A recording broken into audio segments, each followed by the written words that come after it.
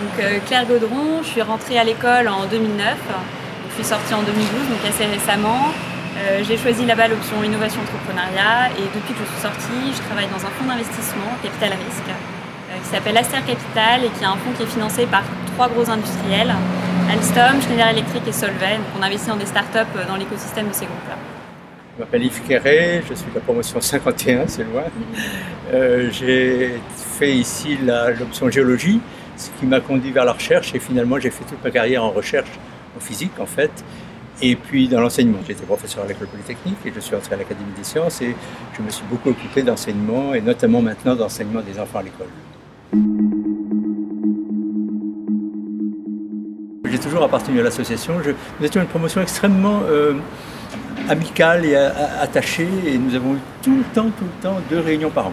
Je crois que plus généralement, les anciens élèves des mines forment un groupe qui est relativement homogène parce que c'est une école petite, c'est une grande école petite parce que de mon temps nous étions 40, nous êtes plus maintenant je pense, mais on est assez soudés et je crois que l'école des mines a quelque chose à dire dans le monde actuel. Pour ma part, j'étais déléguée de ma promotion, donc un peu impliquée dans toutes ces démarches associatives depuis ma présence à l'école. Donc je continue à participer par intermédiaire, on va dire, à l'association des anciens. Je pense que comme Yves, ce qui est important pour moi, c'est de sentir qu'on appartient à un groupe qui finalement est un groupe qui, certes plus petit que d'autres réseaux, mais qui reste soudé. Et ça, c'est important de le cultiver, je pense, dans ce monde finalement assez globalisé. Donc c'est pour ça que ça a de la valeur pour moi.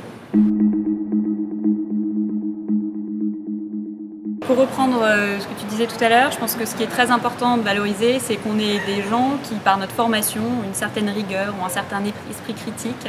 Donc je pense que par nous-mêmes, on a tout à fait le profil pour être engagé. Je pense qu'on a la capacité de comprendre le monde autour de nous, d'avoir une compréhension analytique de ce qui se passe et de prendre position là-dedans.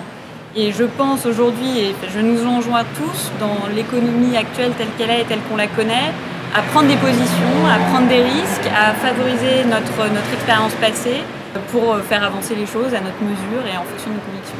Je crois que dans le nom même de l'école, au fond, il y a un engagement.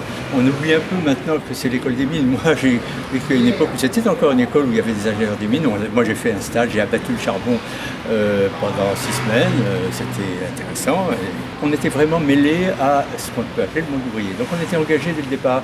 Et ça, pour moi, et je crois que pour beaucoup de mes camarades de l'époque, c'est resté. C'est une école quand même qui avait, au départ, une vocation d'engagement, je crois.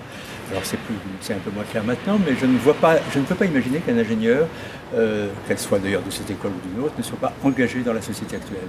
Il doit, au-delà de son propre métier, qui est souvent un petit peu étroit, au moins au début, et bien il doit vivre, au fond, respirer à l'échelle du monde, et donc de l'engagement.